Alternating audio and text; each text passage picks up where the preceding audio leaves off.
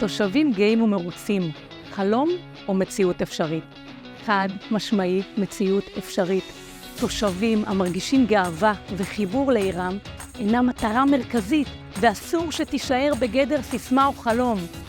תושבים רבים מהעיר, הן ממעלות והן מתרשיחא, אינם מרוצים ומרגישים מיואשים. מחובתי לפעול לשיתוף התושבים בעשייה הרחבה, וכך נצליח. אפעל להטמעת מודל המנהלות הקהילתיות. בכל רובע ימונה רכז מטעם הרשות המקומית, ויחד עם מתנדבים מהרובע יפעלו הם בכלל המישורים, פיזי לצד קהילתי. נעניק סמכויות ותקציבים. המנהלת תהווה את הגשר עבורכם התושבים. נטמיע אפליקציה עירונית בכל תושב יוכל להגיש פנייה בכל שפה, בכל שעה, ואנחנו כרשות נתחייב למתן מענה מיידי ומהיר ככל שניתן.